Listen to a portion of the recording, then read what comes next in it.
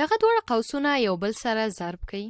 دې کې ډېره دلچسپه موضوع ده. ګورئ دا هم عادي تاسې ضرب کولی سئ. یا دغه لومړی قوس ټول یو منفي 3i د یو دفعه د 2 سره بیا د 15 سره ضرب کوي. یا مثلا د هر یو قوس یو عدد بیل بیل ضرب کوي. مثلا زه اول داسې کوم ښه.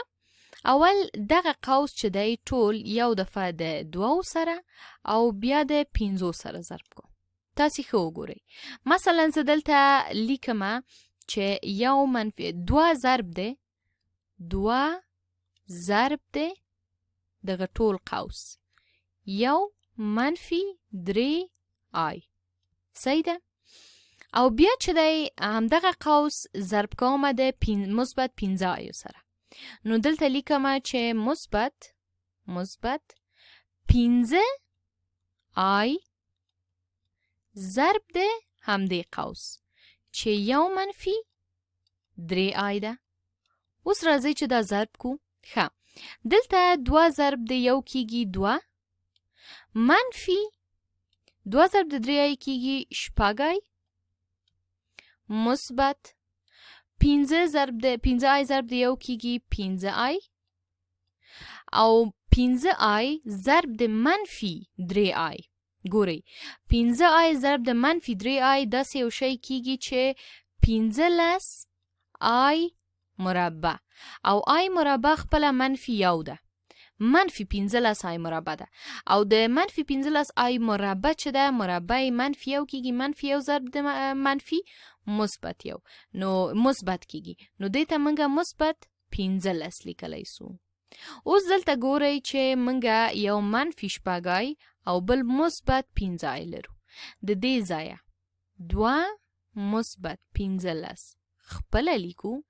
د 6i نه ګورئ منفي 6i مثبت 15i یعنی د 6i څخه چې 15i لر سي څو پاتې کیږي؟ بلکل دا کیږي 18. دا رنګ مې خوښ نسو.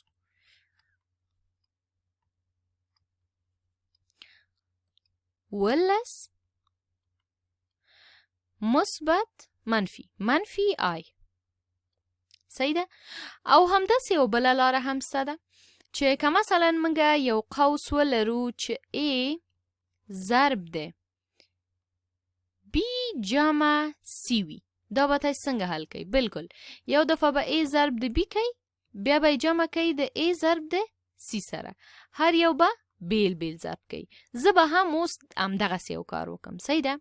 دواړه قوسونه دلته لیکمه یو منفي 3i ضرب د 2 مثبت 15i. په دواړو طریقو باید همدغه ځواب ماته راکړي. ښه دلته یو ضرب د 2 کیږي یو ضرب د 2. صحیح ده؟ جمع بیا دغه یو ضرب د 15i یو ضرب د 15i جمع. صحیح ده؟ اوس نوبت را ورسېده منفي 3i ته. نو جمع نه لیکم. منفي 3i ضرب د 2 او بیا منفي 3i ضرب د چی شي؟ دلته به ولیکم منفي 3i ضرب د مثبت 15i. د دې باقی مانده ده. ښه دلته د دوی دواړو حاصل یو ضرب د 2 کیږي 2 جمع یو ضرب د 15i کیږي 15i منفي 3i ضرب د 2 کیږي منفي 6i. صحیح ده؟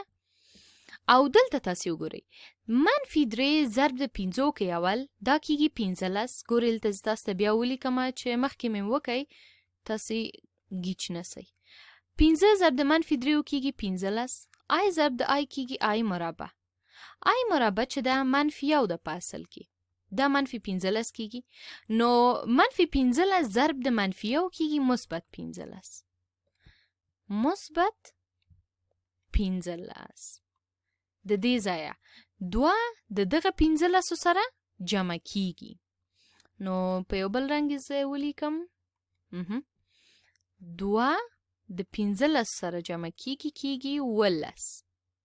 15 او د شپږ آیونه چې 15 آی لاړ سي پاتې کیږي منفي آی. دلته تاسې څه وکړم؟ ضرب مو زده که. ضرب مو د مختلطو عددونو زده کړئ. ډېر اسانه و. دا یو ځواب او دا بل ځواب. کوم توپیر پکې تاسې ګورئ؟ نه ګورئ.